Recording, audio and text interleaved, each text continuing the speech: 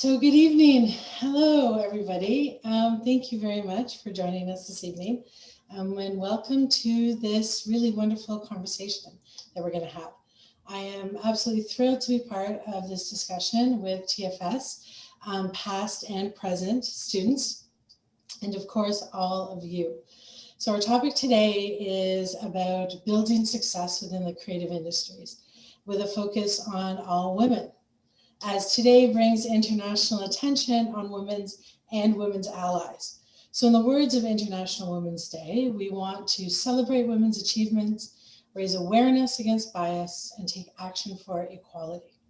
So it is my very great pleasure to introduce our panel of guests. We have current writing student Monica Mustelier, an Afro-Latinx award-winning writer-director and the co-owner of Little Havana Cafe. So just as a bit of side information, Monica apparently gets hives in the cold, and I am right there with you. We could wear extra layers together and just curse the snow. Yeah. We have University of Toronto and TFS writing alumna, Vanessa Carpino, currently a sales manager in the theatrical distribution division of Walt Disney Studios Motion Pictures Canada, where she plans and executes the theatrical distribution of films from Disney and its affiliated studios. And we have TFS film production alumna, Shelby Bronstine, a producer and developer that has worked closely with artists and production to complete video film effects in feature films, including Ben-Hur, Passengers, Resident Evil 6, as well as seasons 1 and 2 of Rusty Rivets, who is currently working in both production and development at Project 10.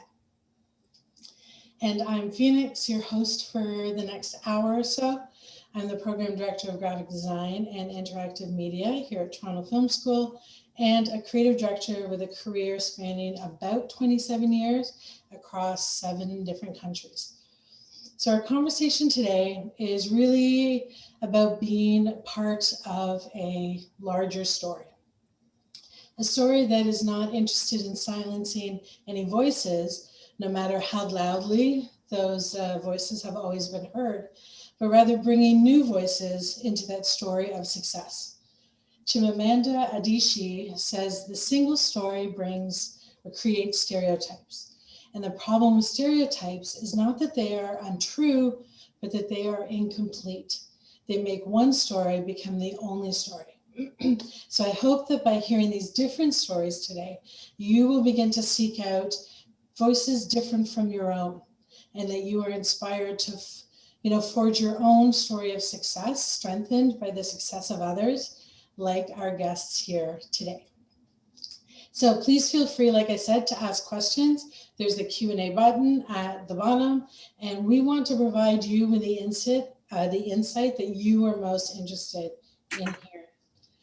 So this first question, I want to ask actually each of you in turn, because it begins, your stories with that foundation of support. No one has ever achieved success entirely on their own. And I know that I myself was very fortunate in college to have a teacher who opened the door of design to me as a possibility that I had not even considered. And he was correct. I audited design classes, changed my major, and I will always be thankful to Anthony Calumet for that very important guidance. And one of my earliest bosses was just the absolute definition of diplomacy and conviction. And she would have these very intentional moments of advice and counsel to me on how to manage people, how to make decisions, how to conduct myself. She was essentially grooming me to be a leader. So I want to ask each of you to share what membership and mentorship did you receive in your education, your career, projects, things like that. So let's start with you, Monica. Mentorship's I've always been a huge fan and advocate for mentorship. Before I started, I actually started out as an actor before I got into writing and directing. But I was working for a nonprofit that focused Indigenous elders and coupling them and partnering them with youth. And so and that was in San Francisco. And so when I got home, I was like really desperately wanting to search for that mentorship of like, how can I feed my creativity, and decided to go to acting school. And the woman who owned the acting school completely took me under her wing and mentored me, like kind of similar to what you were saying, Pheinixx, is like not only to be like a successful creative, but then also the business aspect of it and to be a leader within our industry. And and she just saw something in me. And I guess it was like, I felt for the first time in a really long time that my creative self had been seen. And that was like super exciting. And she really encouraged me to be more than just an actress. So then of course I started like geeking out on like films and directing and writing and creating my own content. And she like kept she's like, okay, baby bird, do more. So it's cool. And then along the way, more mentors started coming into my life. And my godfather, this is like always stuck with me. He's like, because I was complaining about, getting all these stereotypical roles, I was like the maid, the like sassy cop, or, the like spicy friend kind of thing. It was like super boring. And then he's like, well, if you want to change the industry, don't quit. Be like, you have to change the industry from the inside out. So either quit or stop complaining. And I was like, and do something. So I was like, fine, I'll start writing and directing.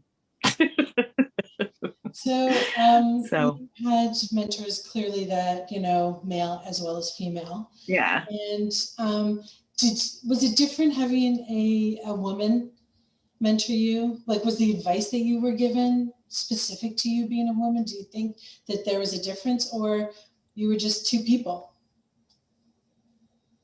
I felt like we were both just two people. I didn't feel like it was specific to like, you need to be louder, you need to take up more space. I think our male counterparts, if and when they feel small, they need to take up space as well. So I think the advice that I got from my mentors are transferable.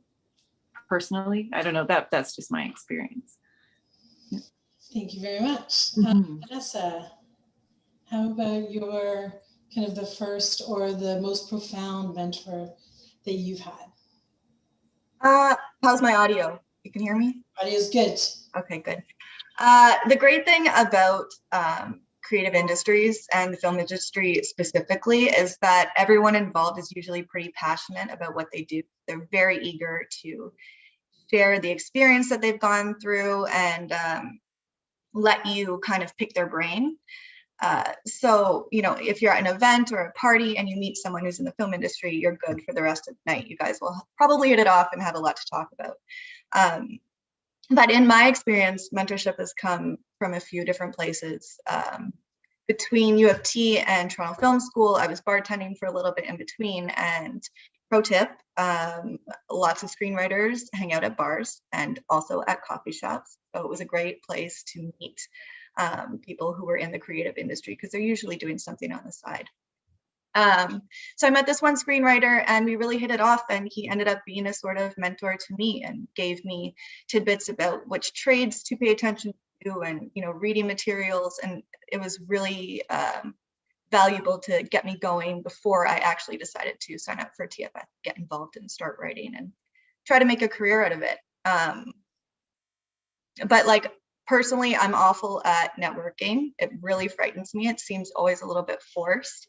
But I've definitely put myself in those situations just so that, no one can advocate for you if they don't know you.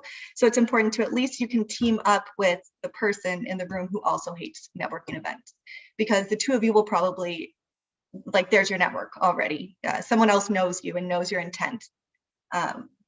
So those are always like really helpful. And as for more of like a structured mentorship opportunity, I'm a part of Women in Film and Television Toronto, and they have a lot of like structured mentorship opportunities where they went. I did the Meridian Artists Agency mentorship, and it was about, I think, a 6-week program, and they really take you into that world of a talent agency, whether it be literary or acting or writing. And that was also a really great business side to things. That's amazing. Can you actually just mention that name again so that everyone can seek them out? Yeah, it's Women in Film and Television, and it's the Toronto division. Excellent. Thank you. And Yeah. Shelby, what about your kind of the mentorship that helped you build your foundation? Yeah, so growing up, my mom was very influential in my desire to become a boss babe, as we're calling it, even more specifically in the entertainment industry. She worked at Sony Pictures for almost 40 years as the VP of advertising, which is a very long time. She just recently retired. And when I was younger, I used to like envy my friends whose moms would do the field trips, do the bake sales and carpool and everything. And now that I'm older and I'm working as a female myself in the same industry, I realized that her motivation to like be a successful career woman was even more inspiring to me and very important to my growth. And throughout, my career in school and work, she's always pushing me to be myself and like stay true to who I am and really like use the confidence that I have and just exude my personality through it. And as I've gotten older and I've had more experience working in different companies with different bosses, I realized that her and I relate to each other so much more than I ever recognized when I was younger. We're both females in a very male-driven industry. And it's an interesting bond to have with your mother. And she would tell me like crazy stories about how when she started working, when she was really young in the industry back then, her male boss would like only speak to her at 5 p.m. when it was time to pour him whiskey, and they never spoke during the day or after that. That was it. So luckily now I have male bosses that I speak to 24/7 all the time. So that's showing an improvement. But for me, it's really important to have my mom to rely on because she knows exactly what I'm experiencing. If not, she's had it worse than I did. And she's been there, and she has always such sound advice and a really good outlook on the industry as a female who started out, as a female who got to such an executive level, who's now retired. All of her mentorship is so valuable to me. And that's kind of what makes me feel like I can do it for the next generation, whether it be people who are listening or kids down the line. So, yeah. So what's interesting, Vanessa, is that both Monica and Shelby talked about having family members that were somehow or related, whether they're in the industry or they were part of some sort of kind of creative voice in their head. Was there anyone in your family? My mom was a fashion designer. I'm the daughter of a fashion designer and a commercial artist. So being a graphic designer in the fashion world, I don't think I really had a choice in the end. But did you have anyone actually in your family that was either part of the industry or knew anything about kind of being a creative professional? No, actually, not at all. I'm Irish Italian, and my parents' were immigrants to Canada. And so my parents just didn't go that route. And it was kind of always a dream of mine to be in a creative industry since I was a little girl. And they always really believed in whatever I wanted to do and were supportive of that. But I've kind of had to navigate what I do now in distribution and from screenwriting on my own, and just gather as much knowledge as I can from people who are in the industry and And I've messed up a lot, but I've also learned a lot. So it's proved to be helpful.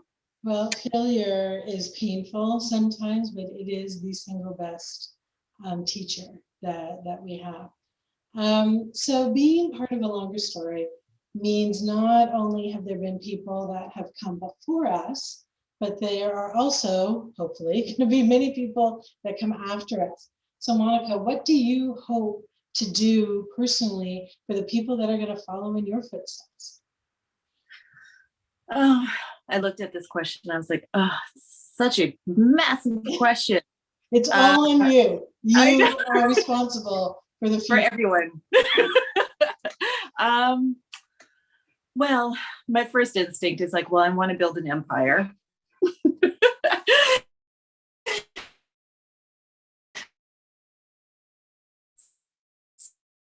So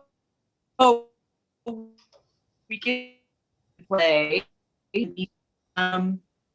But I feel like being a creative and being an artist is there such an opportunity to like obviously express yourself and like create stories, but create stories that are like inspiring and bold and really push your creativity to beyond your boundaries and beyond your own personal comfort. I'm working with a mentor and a producer right now who's totally pushing my comfort zones and really encouraging me in a really great way. So I feel like if I feel like being fearless and sharing that like, oh my God, this is like really scary to put, you know, such a personal story out there, or like a personal point of view, or even political standpoints, and putting them out there, and being fearless about it. I feel like whenever I see another artist doing that or another creative doing that, I was like, oh, I want to be that. So if I can do it, anyone else can, I'm sure anyone can do it.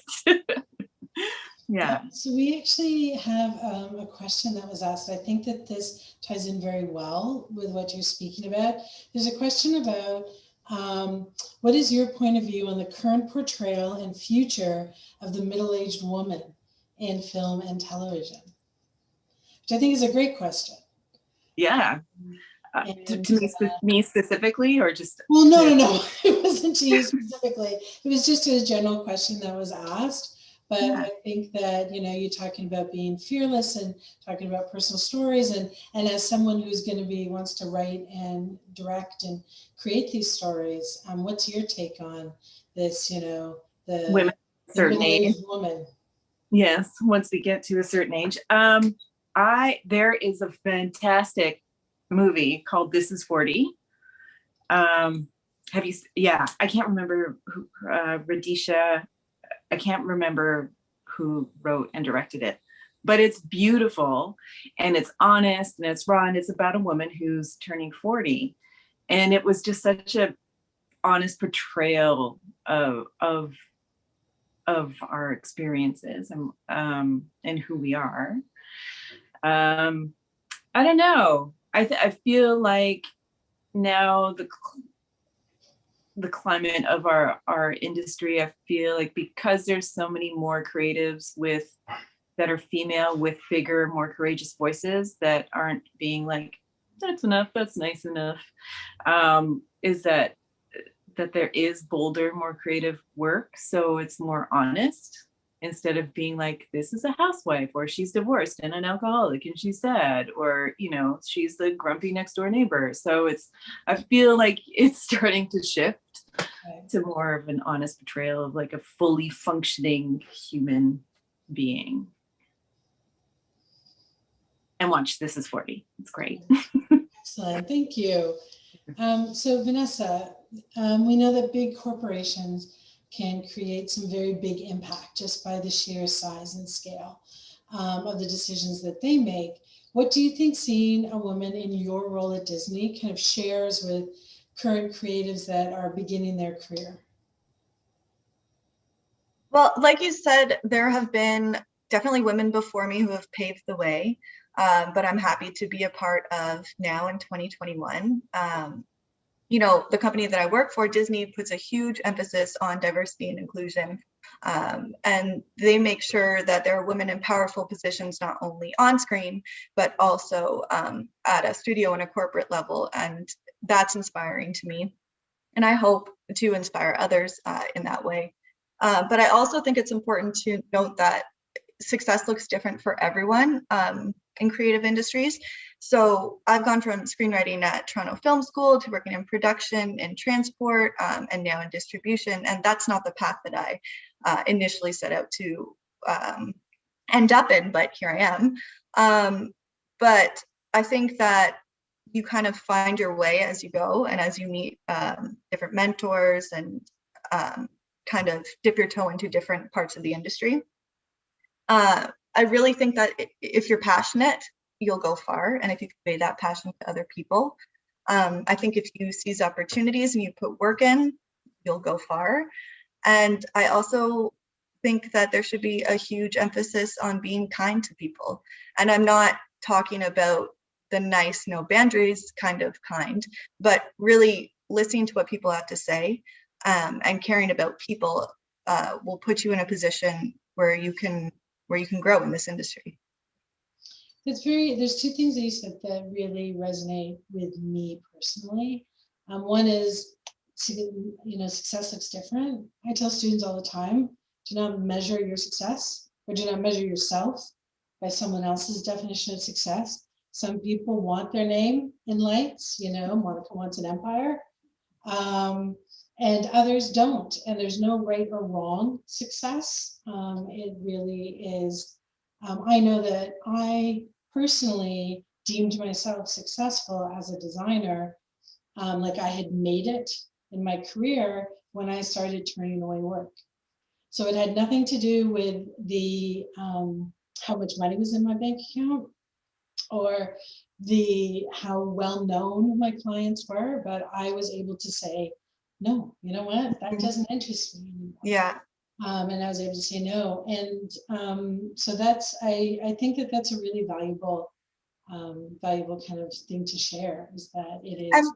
And sorry, to Monica's point as well, for that creative self and the other side of you to exist together is also like, that's success to me, and I haven't found that medium yet. With where I am in distribution, the creative side has fallen by the wayside. So I think that would be the all-encompassing end all be all of it. We can all be that total whole person. Mm-hmm. So Shelby, you are part of decision makers. You literally get to actually change what people see and have a great amount of influence on what people see. So how are you using that influence to tell stories? Yeah, it's definitely overwhelming to know that people are sharing their hard work with us. And unfortunately, most times we just can only produce so many great things at once. That's just unfortunately how the Canadian TV market is right now. But luckily, Project 10, we've made it a mandate, myself included, to make sure that we're empowering and promoting more female and BIPOC voices and contributors. So personally, over the past year, we've started working with some amazing female creators who have very unique and important stories to tell that I think, haven't been told before. And there's more of an empowerment around developing projects with female creators who are so passionate about their stories that are extremely personal to them. And then on the other side of production, we've been ensuring that female crew, which includes writers, directors, producers, grips, gaffers, you name it, females are getting the equal opportunity to make their creative impact on our shows as well. So we're trying our best, and we're making it known that it's very important to us that when we're doing the hiring process and the interviewing process, that we are genuinely ensuring we're going to meet gender parity with male versus female. And that's been very challenging throughout some of our recent searches, because there's just so many more males that are in the crew positions, gaffers, grips, all those sort of physically demanding roles.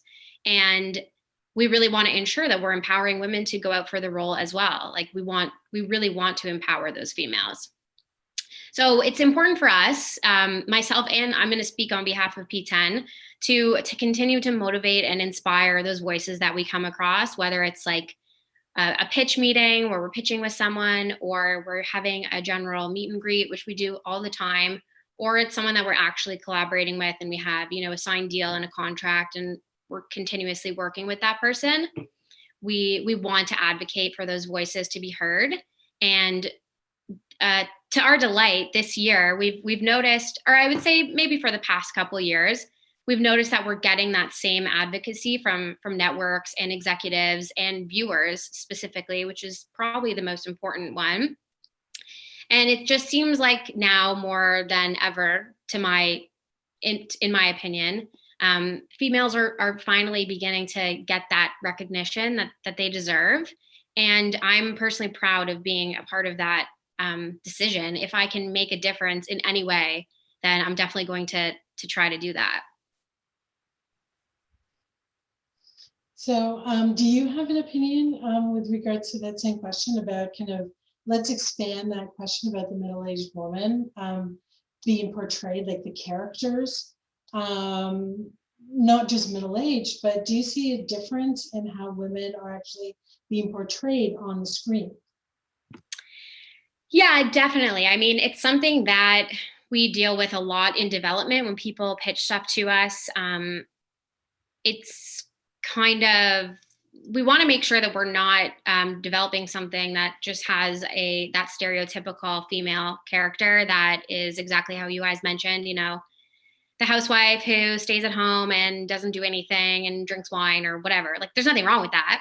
But to a degree of making television and consumable content that is, creating awareness and spreading good vibes for females in the world, we want to make sure that we're creating those female characters that you can be, like you can aspire to be.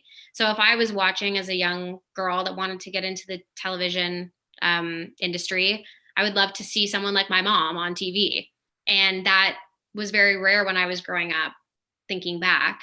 So I think that is very true. It still exists that there's those females that are stereotypical, but I think as time goes by, we're getting more and more pitches and more female collaborators that are changing their opinion and their portrayal of that main female character. She can look like anything, she can be anything. And it's all about, that confidence and that drive and that inspiration to people watching. It's representation it's just so important. Yeah. I don't think that we truly even understand how much it influences us until we see things that we've never seen before. And we hear people say like, oh, I didn't know that I could be a doctor. It's like, well, how come you didn't know? Because they've never been shown that they could be, and things like that. So it's really, really important. It's something that every creative professional, but especially anyone who can determine what people see, I feel they have a responsibility to actually intentionally make choices, just to keep asking the question. And it doesn't mean that everyone has to make certain choices, but everyone needs to ask themselves the question: who is this actually showing? Is this a real person? Is this going to reflect? Is this going to resonate with our audience? Is it not? Things like that. So to that end, what is a woman? Being a woman is actually not one thing, or even any number of very specific things, right? I was trying to think of a really beautiful, articulate way to define women. And I think that the best way that we can is to say that you actually cannot define what a woman is, and that's kind of beautiful in itself. But there are many times that all of us have stepped into a situation where we are acutely aware of what makes us different. So can you share a moment, Monica, that you either have seen or you felt that difference of, I'm the only person in the room like me? Yeah, I felt that pretty much my whole life. Because I'm mixed race. My dad's Black Cuban and my mom's from Spain. And I'm very fair. Like I guess a lot of the circles, and I grew up in Vancouver, so it wasn't very multicultural. It's much more now. So because I was white passing, sort of, I was like ethnically ambiguous. I mean, there was a lot of like kind of conversations that I'm like, excuse me, you shouldn't be saying that stuff out loud. Yeah, and then I had an agent tell me an agent tell me that I needed to brown up so I could go for specific, like be more, like go for certain specific roles. I fired him shortly after that, but it's so, yeah, I mean, I've always felt, until I'm like surrounded by other BIPOC folks that kind of understand sort of the underlying racism that is in Canada. Yeah, it's like I always kind of do feel slightly different, I think, culturally, until I'm in with other BIPOC folks. So it's important to me to have representation, exactly what you were saying, to see representation. Like I remember the first time going to movie theater and watching Spike Lee's Do the Right Thing. Like there was a bunch of us, and we were all a bunch of hip hop heads, and all like Black and Latino, and we're all diverse, but we all sat there, our eyes were like, oh my God, this is us, this is like our, like the music that he was playing, and it's like the way that the moms were like the culture in the home he was showing on TV. It was like, that was us, and it was so important. We were all so geeked afterwards, and that was probably one of the most exciting moments, like to be able to see something that was just so me on screen. Yeah, so representation really matters, I think, and moving away from the stereotypes, and like what you said in the beginning, stereotypes, they do exist, and we are so much more than that as well, right? So do you think that being in a creative industry, in a creative world, do you think that your experience is different than other people that are in something that is more like the world of high finance and just other industries? Or is it, I mean, I know that my mom, I'm mixed as well. And my mom was, she's an artist, and I know that she actually spoke about how it was easier for her to exist as herself, as a Black woman, and an artist within this creative world, rather than she used to be in a much more corporate environment that is just a different group of people. Have you experienced anything like that? I've never had a corporate job. To be honest with you, so I don't know. Right. Thank God. I guess like corporate as I got was I worked at Mac for on and off for a bunch of years. So I was at the corporation itself was based created by artists for artists, right? So I don't know. That's a great question. It's something to maybe to ask your outside your community and see. It's always something that's interested me. We see a lot, especially because just all the students that are, there's so many international students with us, and to hear their perspectives and how so many people can just kind of relax into being themselves, you know, as they come here. It's something that's really kind of opened my eyes to what's going on in other places.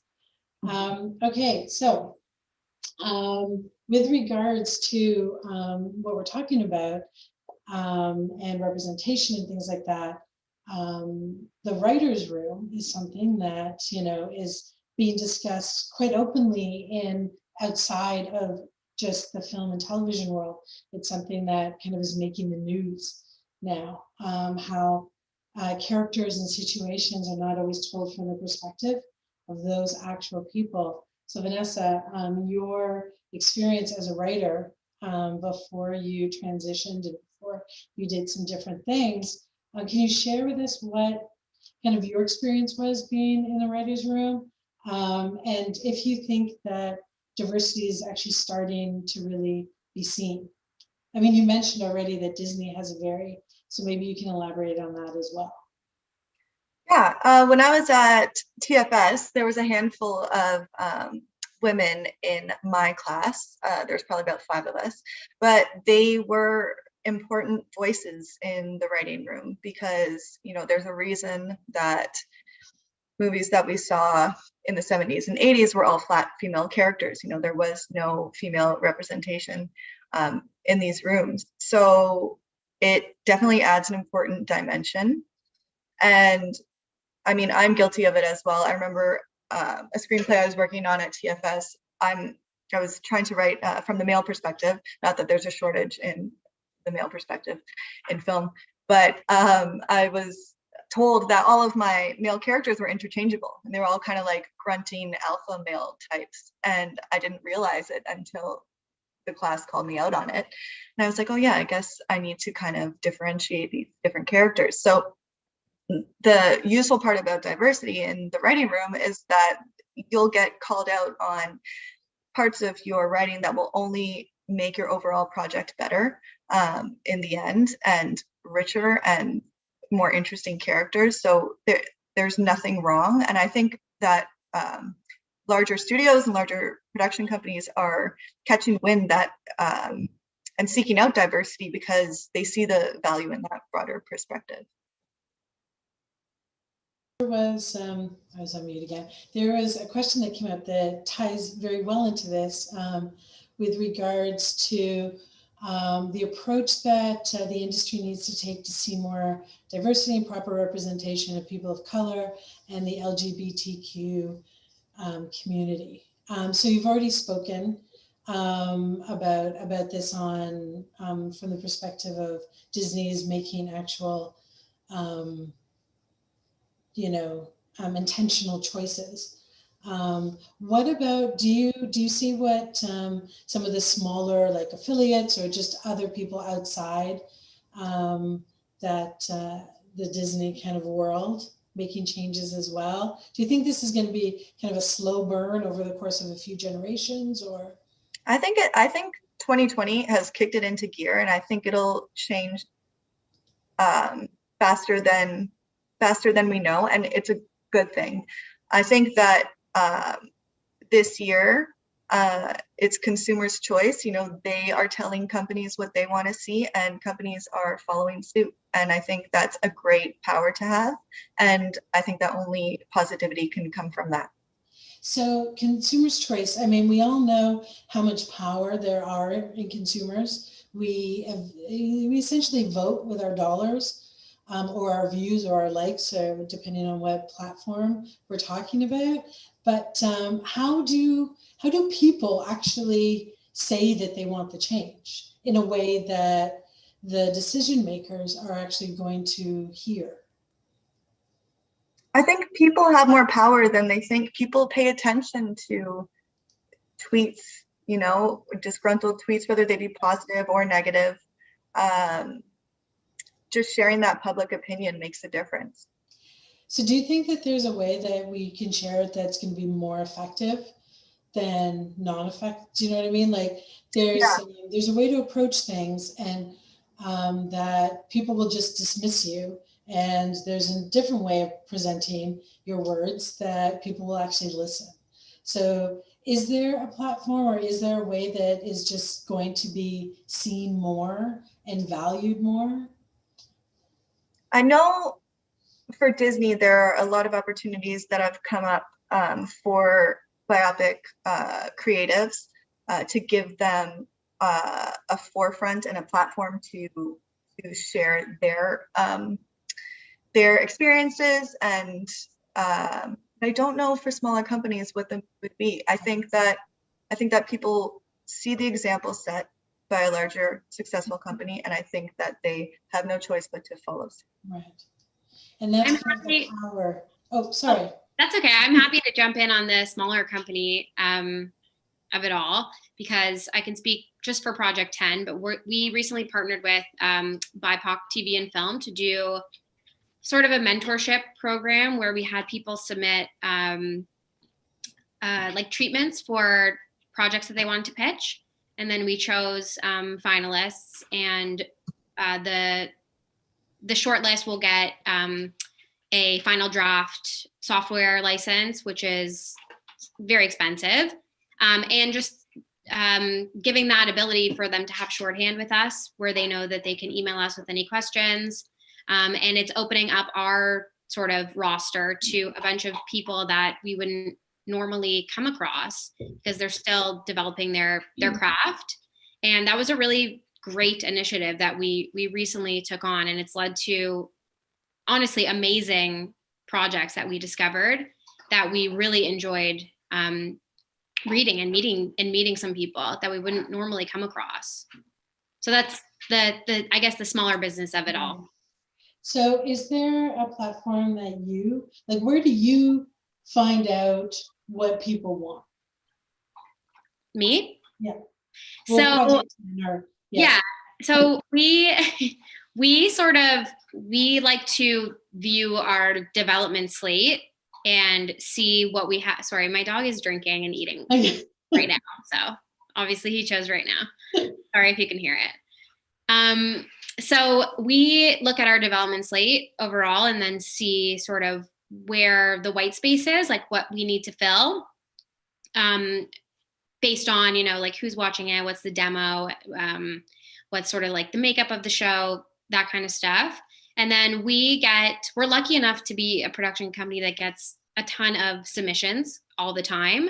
So we don't actually develop or like really write anything in-house. It comes to us, and then we get to do the amazing thing of basically choosing what speaks to us and what fills Project 10's needs. But it has changed since I first started to now, because we are focused on more female-driven programs. Like we produced Jan, which is an amazing example of a female empowered show. I mean, she's unbelievable, and she is just so amazing. She's such an amazing character and real life female. She has a great story to tell. And so we're really trying to zone in on those female driven programs, creators, and just listen to what the viewers want, like Vanessa said, like tweets tell a lot.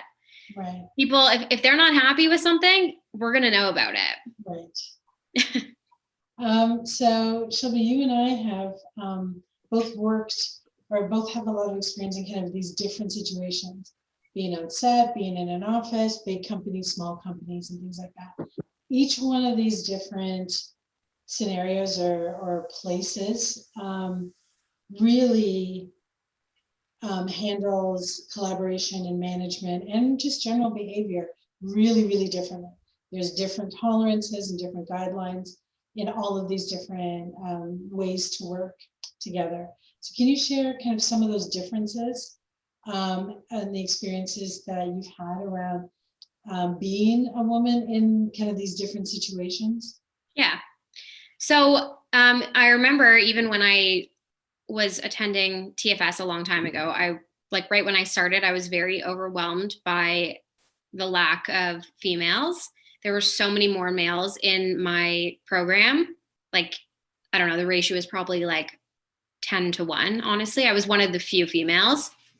And once we started getting into the on-set classes where we would shoot production and handle camera and gear and all that stuff, I realized that it actually is physically challenging, something that I never even considered getting into the industry.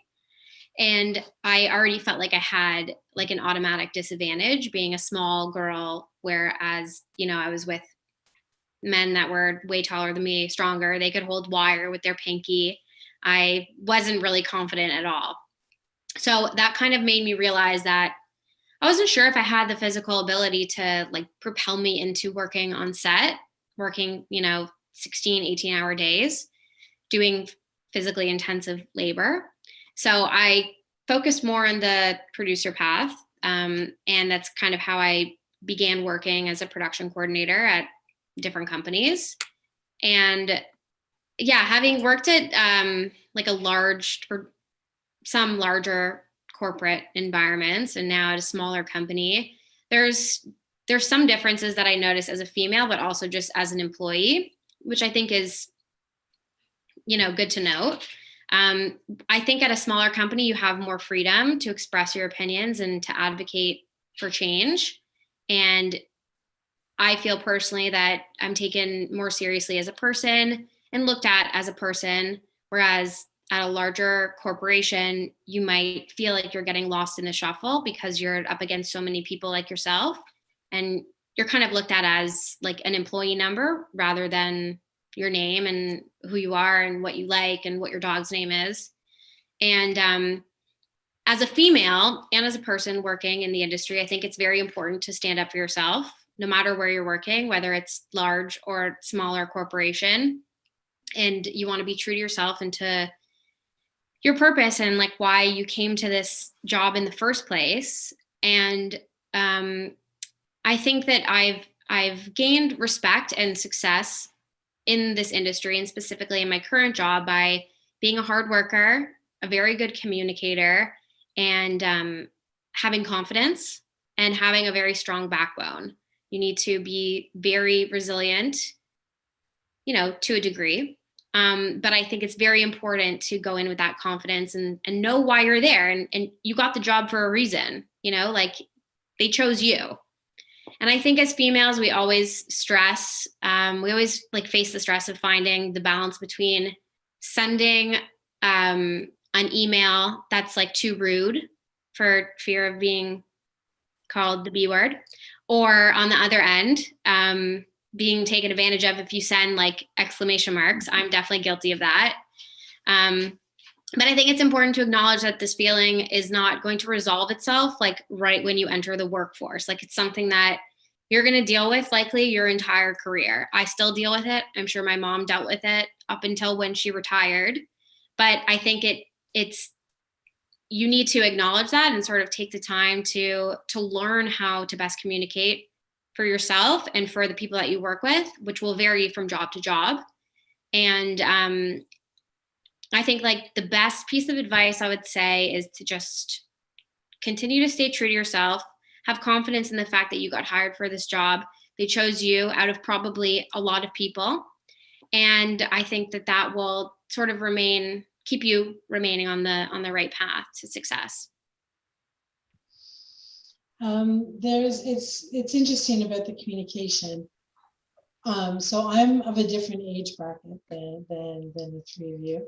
And so most of the advice that I got early in my career, or actually kind of the mid of my career, when it looked like, okay, so she's going to be a creative director, she's going to be the boss of people. And so people started giving me advice, and most of it was good. But I would say a good 80% of it was based on how to act because I'm a woman.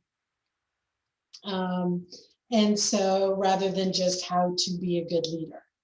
And it's interesting because most of the advice wasn't about me being a woman at all.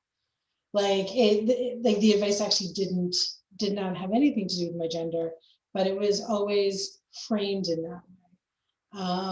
For whatever reason, I guess because I was a woman, so they had to talk to me like a woman, even though really we're just humans. So I have a question here. It's a very, very specific question about writing, but it's interesting. So I'm going to ask you, Monica. So what is the best approach as a writer to bring out representation? Writing for a specific point of view first, and then finding the actor that matches it, or do we write kind of a placeholder character, cast the actor, and then add in the character's details to best match who was cast for the part? It's really interesting, and it's never occurred to me as someone who has never written a character. Yeah, I mean, you can do both. Both are kind of really great ways to write. I know I'm writing my first feature right now, and the character of that plays the mom, I chose one of the actresses from Orange is the New Black, and so I hear her voice as I write. I would love to work with her, but I don't know if I can board her for my first feature. But yeah, I think you can do both, really. If you have someone specific in mind, write for them. And I come from the like,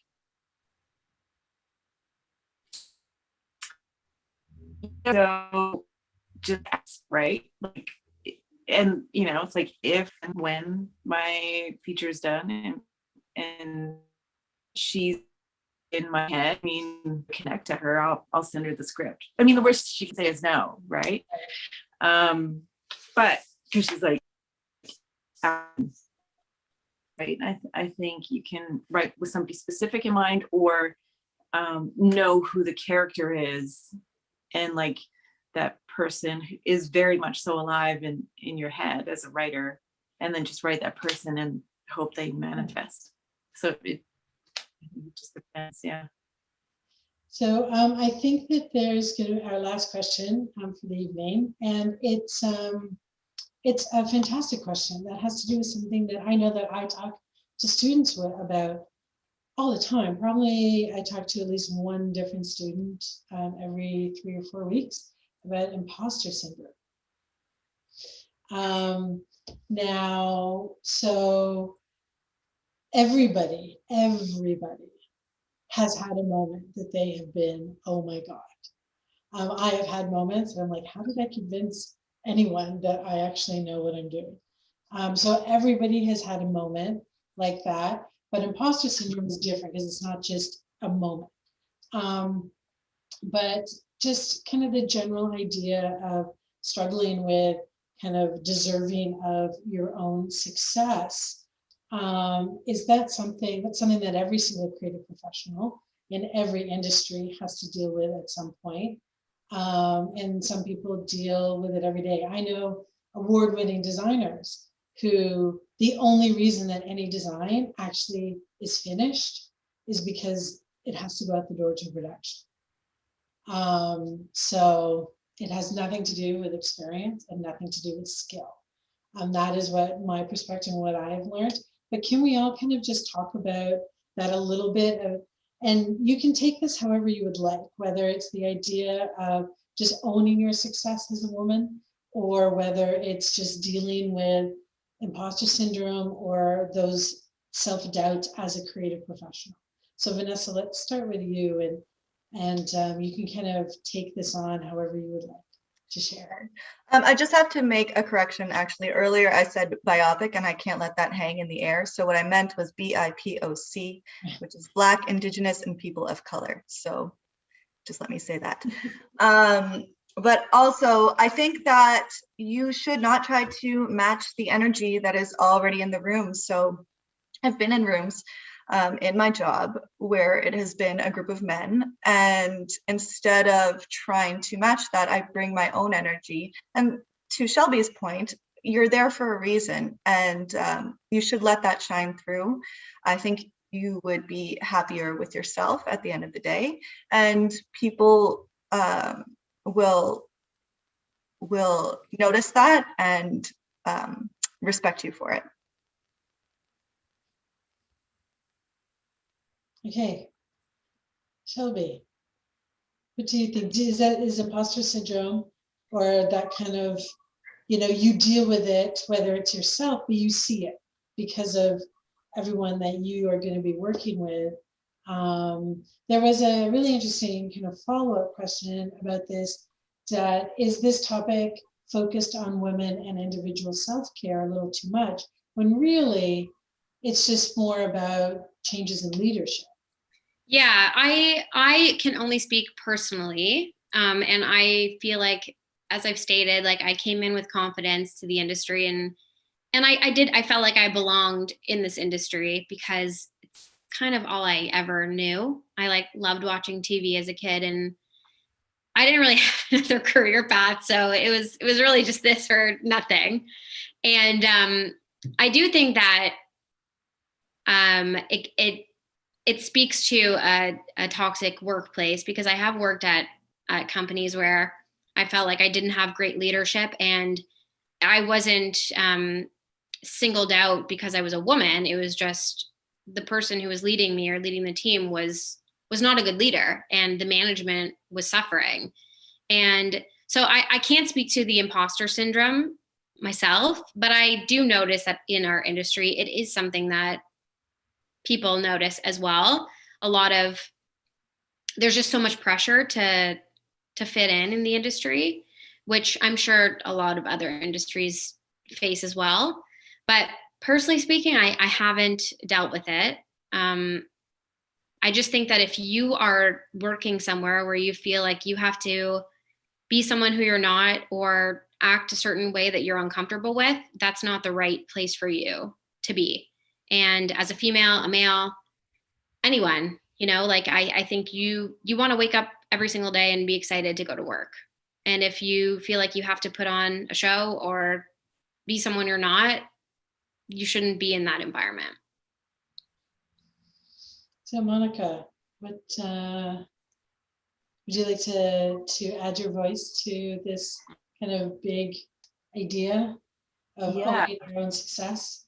Yeah, I mean, it happens all the time, every day, all the time.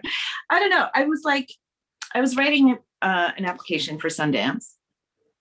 And I was like, oh God, I'm never gonna get this. I'm not good enough. But I was like, okay, just do it. My whole thing is like, feel what you're feeling, but just do it anyway. And so I sent it in, and then I forgot about it. And then I was reading something about Anna DuVernay, and how she applied to the same program that I applied to a bunch, like 6 times, and she got denied every time. And so when I got my letter and I got denied, I didn't get it. I was like, yes, I'm in good company. So I just try, I feel what I feel. And then I just go back to that. Like, I look at the women that I look up to, or the other creatives that I look up to who have already done what I've done. And I nerd out on them. So I know like their failures and their trip ups and all that kind of stuff. And I'm like, well, she got rejected. So can I. Not a big deal. Let's just keep moving on. You're good. You're talented. And like, just keep going anyway. Even if you feel like you shouldn't be there, you should be there because you're there. Right. Yeah. Yeah. It's something that everyone deals with in one way or another. No matter when we see people that are really successful and have it all together, they're just as dumb and lazy And they have all the same flaws. My experience has taught me more than anything is that the greatest path to success is getting out of your own way. So it's knowing, actually being truthful to who you actually are, knowing that, and then if necessary, set your own creative process up so that you don't get in your own way, so that you're able to actually kind of get out of your own way. So we're a little over time, but one last thing that I just want to ask everybody before we sign off is, in this last, couple of moments, what would you like to share as your last final thought with all of our guests that have tuned in, with regards to whether it's specifically about being a woman in the creative industry or just being successful in this creative world? Shelby, let's start with you. Okay, I'm on the spot. I would like to say that production companies who take submissions are very, very grateful and so overwhelmed to receive all of the submissions that we get, because it's so much hard work and it's very personal, and we totally respect that.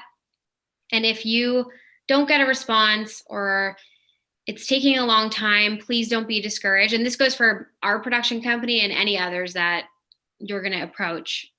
Don't get discouraged and just continue to use that as motivation, because you will have someone reply and give you that opportunity, whether it's picking up your show or saying, hey, we're looking for a writer in a writer's room. So just continue to use that as motivation, and don't let one no discourage you, because if I did, I would not have a job right now. I would have given up a long time ago. Trust me. So just please, I don't speak for all of the production companies, but I speak for ours. And I know that it's just, there's so many out there, and there's so many people that are willing to give you a chance. You just have to keep trying. And thanks for watching tonight. Excellent. Yes, Babe Ruth famously had, when he had the record of home runs, he also had the record of strikeouts. Because you got to keep swinging. That's what I was going for. Right? Okay, Vanessa. I recently heard 2 pieces of advice that I would like to share. Number 1, don't volunteer to make the reservations at the restaurant for dinner. And number 2, don't take notes at the meeting. And of course, if you want to take notes and be helpful, that's great. And if you know of a great restaurant, then do so, make the reservations. But the point is, if you feel like you're expected to do those things because you're the only woman in the room, you're too busy, and you should do something else. That's excellent advice. And Monica. That's great. I guess I want to say to all the femme folks, I don't know. I see you. Just keep going with your badass self and do it anyway. No one's going to stop you. Just do it anyway. Amazing. And on that resounding triumph, we will say goodnight. Thank you so very much to all of our guests. It is heartwarming to see what TFS has created. It is amazing. And thank you all for joining us tonight and spending an hour with us and learning and hearing some new stories. So have fun, be nice, stay safe,